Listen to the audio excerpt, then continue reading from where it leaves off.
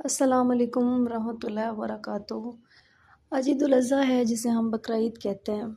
گھروں میں قربانی ہو رہی ہے، گوشت کے حصے بن رہے ہیں، مسالے تیار ہو چکے ہیں، لیکن اس عید کے چند سوالات ہر سوچنے والے دل کو جھنجھوڑ رہے ہیں۔ کیا یہ عید صرف ان لوگوں کے لیے ہے جو بکرے اور گائے قربان کر سکتے ہیں؟ ان لوگوں کا کیا جنہیں پورا سال گوشت نصیب نہیں ہوتا؟ ان معصوم بچوں کو کیا جو نئے جوتے اور کپڑے صرف خوابوں میں دیکھتے ہیں؟ کیا ہمیں قربانی کا اصلی مقصد سمجھ بھی ہے؟ ایک علاقے میں سروے ہوا اور پتہ چلا کہ ہر تیسرا گھر ایسا ہے جہاں لوگ صرف عید الاضحیٰ کے دن گوشت کھاتے ہیں۔ جی ہاں، پورا سال فقط دال روٹی، اور عید آتی ہے تو لوگ صرف اس دن عید کا گوشت کی امید میں آسمان کی طرف دیکھتے ہیں۔ حضرت عمر فاروق رضی اللہ تعالیٰ نے فرمایا، اگر کوئی غریب بھوکا سویا تو عمر ذمہ دار ہے، لیکن ہم نے اپنی ذمہ داری صرف سیلفی، مٹھائی اور دعوت تک سمیٹ کر دی ہے۔ رسول پاک صلی اللہ علیہ وسلم نے فرمایا، قربانی کے دن اللہ تعالیٰ کے نزدیک سب سے افضل عمل قربانی کرنا ہے۔ قربانی کا خون زمین پر گرنے سے پہلے اللہ کے حضور قبول ہو جاتا ہے، لیکن کیا یہ عمل صرف جانور ذبح کرنے کا ہے یا دل ذبح کرنے کا بھی ہے؟ قربانی کا اصل مطلب ہے اپنی خواہشات کو اللہ کی رضا پر قربان کر دینا، اپنے نفس کو ذبح کرنا، اپنے ایگو کو کاٹ دینا اور دوسروں کے لیے جینا سیکھنا۔ ایک گاؤں میں ایک ماں نے اپنے بچے سے کہا، بیٹا اس سال ہم قربانی نہیں کر پائیں گے، لیکن دعا کرتے ہیں کہ کوئی حصہ ہمارے لیے آ جائے۔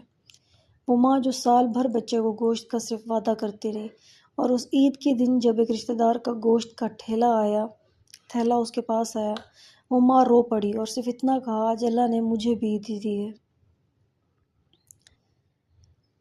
نئے کپڑے اور جوتے دیکھا جائے سب کی ضرورت ہے، کس کا دل نہیں کرتا نئے کپڑے اور نئے جوتے پہننے کا؟ بقرعید صرف گوشت تک محدود نہیں، اس سال اس عید کا اصل حسن ہے دوسروں کی ضرورت کا خیال۔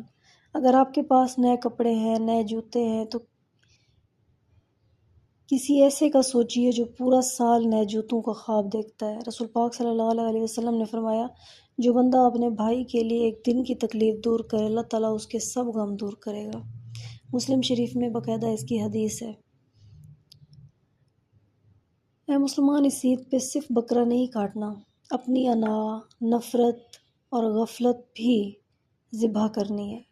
غریب کے چہرے کی مسکراہٹ ہی تمہاری عید ہے۔ جب تم کسی ایسے بھوکے کو کھلاؤ گے، اللہ تمہیں جنت میں مہمان بنائے گا۔ اگر تم چاہتے ہو کہ تمہاری قربانی قبول ہو تو کسی غریب کے ہاتھ میں گوشت کا تھیلا دینا مت بھولنا، کسی یتیم کے لیے نئے جوتے لینا مت بھولنا، اور کسی اداس ماں کے لیے عید کا مسکراتا پیغام ضرور چھوڑنا۔ یہ تمہاری اصل عید ہے، یہ نبی پاک صلی اللہ علیہ وسلم کی سنت ہے، یہ اللہ کی رضا ہے۔ آئیے اس عید کے پیغام کو سمجھیں تاکہ ہم سمجھ سکیں کہ اس عید پر صرف بکرا نہیں کاٹنا، اپنی خود غرضی نفرت بھی کاٹنی ہے، اپنی خود غرضی اور نفرت کو بھی ذبح کرنا ہے۔ غریب کی چہرے کی مسکراہٹ ہی ہماری عید ہے۔ جب تم کسی بھوکے کو کھلاؤ گے، اللہ تمہیں جنت میں مہمان بنائے گا۔ جب تم کسی تنہا کو گلے لگاؤ گے، اللہ تمہارے غم دور کرے گا۔